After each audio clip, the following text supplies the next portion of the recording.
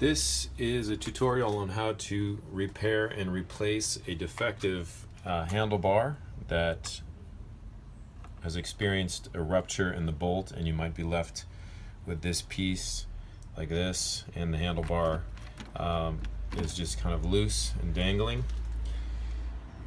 So we're gonna first tell you what kind of tools you need.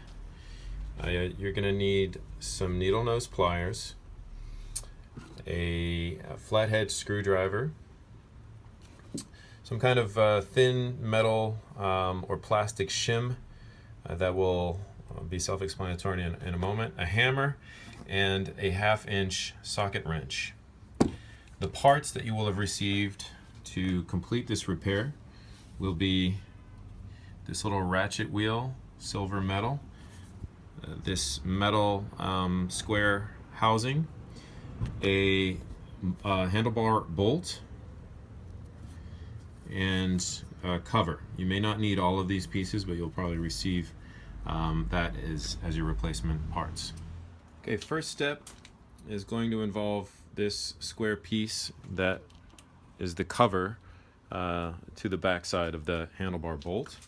And the first thing you're going to want to do is use your metal shim or flathead screwdriver, and you're going to tip up one side of this little square piece and kind of wedge that in there and pry it off like so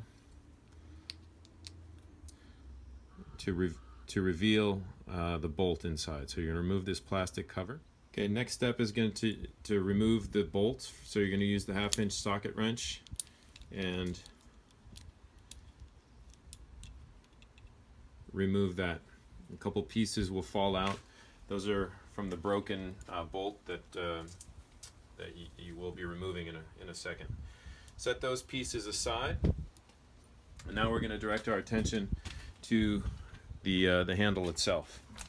So now we're going to want to remove this handle off this bolt, and this metal part you can depress it in, and it has a spring, so it's spring loaded. And to remove it, you're just going to gently shimmy the handle off, and it's going to be dangling by the wire assembly that is connected to the LCD.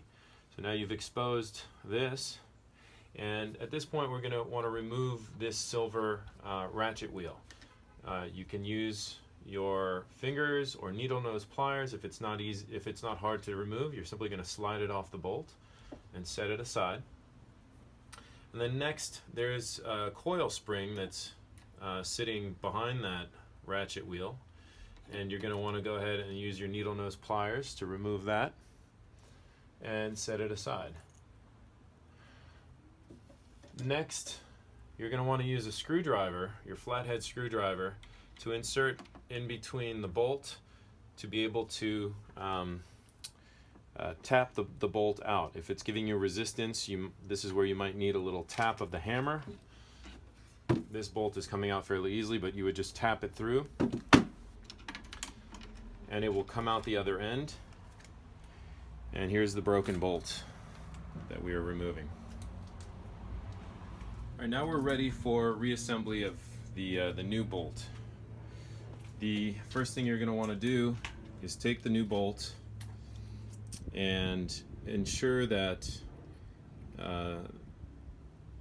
this ratchet wheel, the silver ratchet wheel, slides on here without any impediment and is able to sit completely flush with the threads once it goes in. So that's by design what it's intended to do. Okay.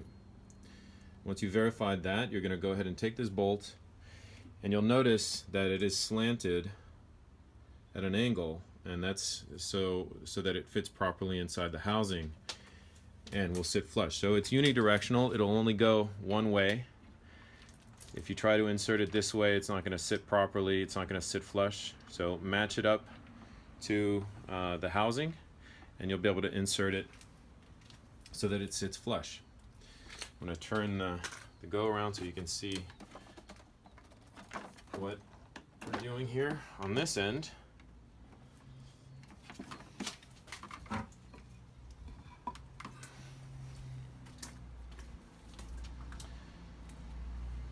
Now that the bolt is sticking through, we're going to reverse the order and install the other components.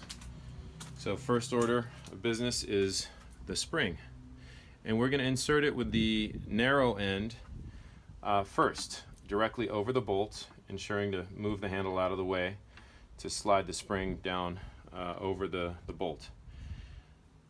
Next, we're going to take the ratchet wheel that has, in this case it's the right handlebar. It'll have R1 on the end of it to indicate that it is the right hand side handlebar, and you've been provided with the right component for the right side.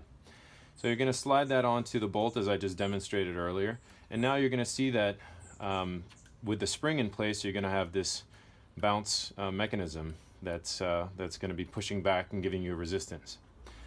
So with that in mind, you're going to take your thumb on the ratchet wheel down here and press in, and then take the handlebar and make sure that the ratchet teeth are facing in and slide it over the bolt. There's a little metal sleeve inside the handlebar. Ensure that that also slides over the bolt, and just kind of wiggle it around until you find the right position, ensuring that the sleeve is on. So you might have to give a little resistance to the bolt on the back end of the housing, but now you should be firmly onto the bolt with the handlebar in place. Next, we're going to grab the square housing and the nut that's going to go on the end of it. Now here's the square housing, and that's going to slide. So there's only one way it can slide on, and these grooves here are going to have to match up with the end of the bolt that's inside. So find the groove and slide it on, and once you're in position, you're going to take the nut and thread it on.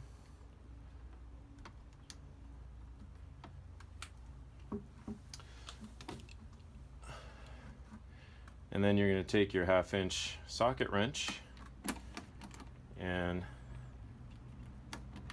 begin twisting it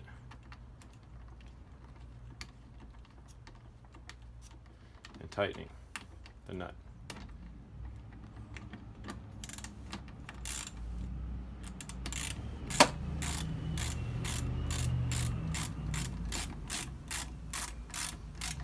So you're going to want to meet with resistance and definitely ensure that it's tight, but do not over tighten, as that's going to impact the performance of the assembly. So what you're looking for here is the ability to press the end of this silver button and to release the handlebar for it to go down. So I've over tightened here, and that left me unable to press that in. So once all the way at the top, gently lift the handlebar, press the silver button, and ensure that you are able to move the handlebar freely. Once you've figured out the sweet spot for the tightness of the bolt, you are going to take the plastic cover and simply snap it back on. And now that is what you press to activate the ratchet. So I'm going to press it, it's going to release the handlebar, and the ratchet function is working just fine. You're done.